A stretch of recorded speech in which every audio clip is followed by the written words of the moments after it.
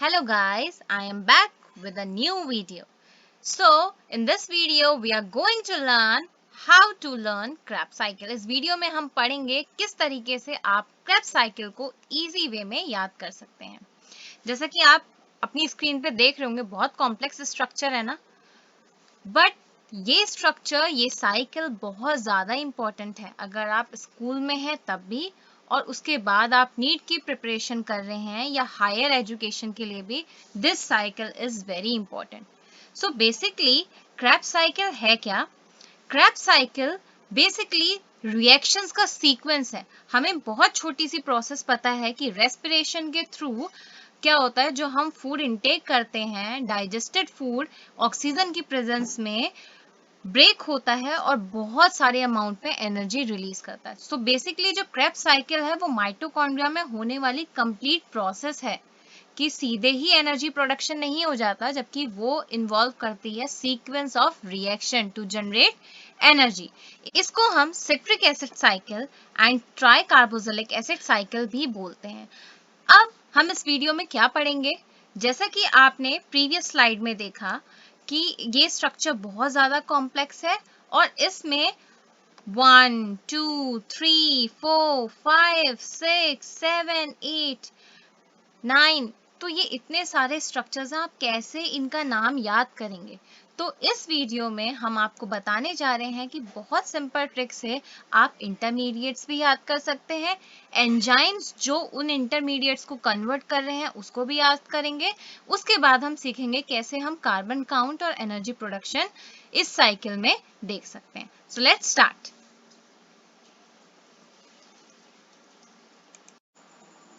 Okay, so let's see how can we learn intermediates with the help of a trick. बहुत ही basic सा concept है। कोई भी जब हम फूड आइटम खाते हैं तो वो हमारी बॉडी में सबसे पहले कन्वर्ट होता है पायरोवेट में, फिर जब और पायरोवेट के फॉर्म में ही स्टोर हो जाता है।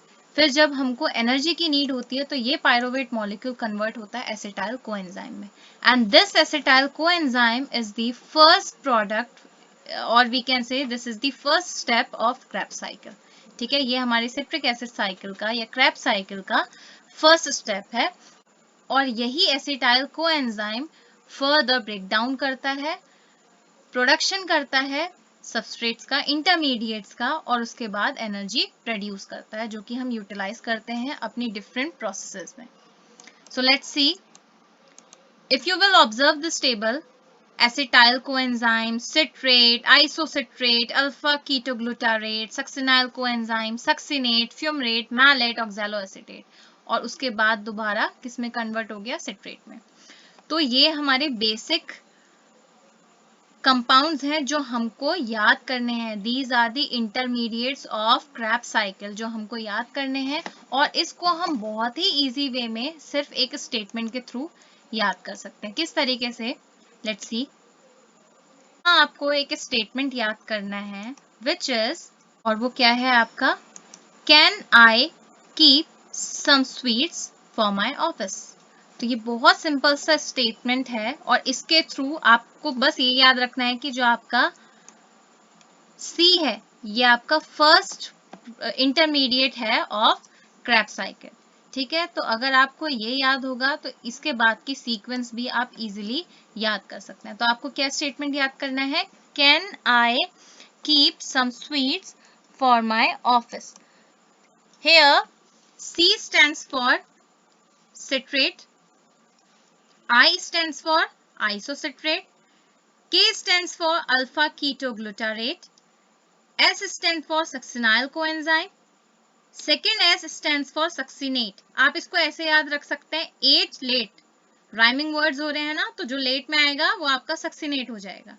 ठीक है, F for fumarate, M for malate and O for oxaloacetate। तो इस स्टेटमेंट के थ्रू आप बहुत इजीली इन सारे इंटरमीडिएट्स को विद इन अ मिनट याद कर सकते हैं। फिर नेक्स्ट है हम किस तरीके से इसमें इन्वॉल्व हुए एंजाइम्स, आप देख रहे हैं ना, can you see in the cycle, citrate से आइसोसिट्रेट कन्वर्ट होने में एंजाइम यूज हो रहा है, फिर आइसोसिट्रेट से अल्फा कीटोग्लूटारेट में एंजाइम्स यूज हो रहे हैं। तो आपको इसी के साथ साथ एंजाइम्स भी याद करने हैं, तो इसके लिए भी एक ट्रिक है। Let's see.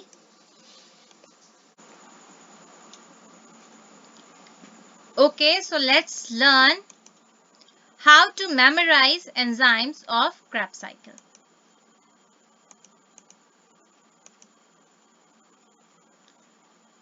So this is our cycle. तो आपको एक और सीक्वेंस याद रखनी है और वो क्या है? So at disco, dawn, sip down, 5 rings. यहाँ आपको दो बहुत बेसिक चीजें याद रखनी है। पहला ये कि यहाँ जितने भी S हैं वो रिफर कर रहे हैं सिंथेस के लिए, एंड जितने भी D हैं वो रिफर कर रहे हैं डिहाइड्रोजिनेस के लिए। If you will observe this cycle, you will see citrate convert हो रहा है किसमें? आइसोसिट्रेट में। तो उसके बीच में इसको किसी केमिकल कंपाउंड की रिक्वायरमेंट है। तो ये केमिकल रिक्वायरमेंट हमारा क्या है? एंजाइम। तो बेसिकली एंजाइम्स क्या हुए? Enzymes are the chemical compounds which can alter the rate of reaction. ये एंजाइम्स क्या कर रहे हैं? बेसिकली ये कॉम्प्लेक्स मटेरियल को सिंपलर में ब्रेक करने का काम कर रहे हैं। तो हमें रिएक्शन को प्रोसीड करने के लिए यहाँ डिफरेंट टाइप के एंजाइम्स की रिक्वायरमेंट रहती है। तो उन्हीं के लिए हमें क्या सीक्वेंस याद रखना है?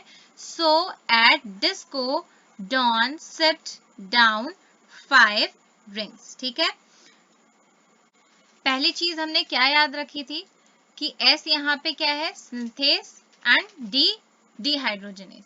बट आपको ये दो याद करने हैं क्योंकि ये बाकी सबसे डिफरेंट है। तो आपको ये याद रखना पड़ेगा A for aconitase and F for fumarase. इसके अलावा जितने भी हमारे एंजाइम्स हैं वो या तो आपके क्या होंगे? सिंथेस होंगे या डिहाइड्रोजनेस होंगे। सिंथेस वो एंजाइम्स हैं जो किसी चीज को बनाने का काम कर रहे हैं, एंड डिहाइड्रोजनेस वो एंजाइम्स हैं जो रिमूवल ऑफ हाइड्रोजन एटम कर रहे हैं। ठीक है, तो ये ही इस क्रेब्स साइकिल में आप सिंथेस एंड डिहाइड्रोजनेस के बारे में ही पढ़ेंगे with these two, aconitase and fumarase. ठीक है, तो पहले हमें जो हमारी फर्स्ट सीक्वेंस अगर हमें याद है तो हम इजीली उसके थ्रू हम ये नेमिंग कर सकते हैं। सबसे पहला अगर हम देखें तो हमारा प्रोडक्ट साइकिल में क्या है? सिट्रेट, सेकंड है आइसोसिट्रेट, थर्ड है अल्फा कीटोग्लूटारेट, फोर्थ है सक्सिनाइल कोएंजाइम ए, फिफ्थ है सक्सिनेट, सिक्स्थ है फ्यूमरेट, देन सेवेंथ है मैलेट एंड एट्थ है ऑक्सैलो एसीटेट। ठीक है, तो हमारी नेमिंग भी इसी तरीके से एंजाइम की होगी। फर्स्ट प्रोडक्ट हमारा क्या है? सिट्रेट, और यहाँ सीक्वेंस में हमने क्या देखा? क्या आ रहा है? एस, तो क्या बन जाएगा एंजाइम? Citrate synthase. ठीक है, फिर उसके बाद हमारे पास जो प्रोडक्ट बन रहा है वो क्या बन रहा है? आइसोसिट्रेट। सीक्वेंस में क्या आ रहा है? D, that means dehydrogenase, then enzyme will be isocitrate dehydrogenase. फिर हमारा थर्ड प्रोडक्ट क्या बन रहा है? अल्फा कीटो ग्लूटारेट, और सीक्वेंस में क्या आ रहा है? डी, तो यहाँ क्या बन गया नाम? Alpha keto glutarate dehydrogenase. Similarly next product हमारा क्या है? इंटरमीडिएट क्या है? सक्सिनाइल कोएंजाइम ए, और सीक्वेंस क्या आ रहा है? एस, तो यहाँ पे क्या बन जाएगा enzyme? Succinyl coenzyme A synthase. फिर नेक्स्ट है आपका सक्सिनेट, और सक्सिनेट के साथ सीक्वेंस क्या आ रही है? डी।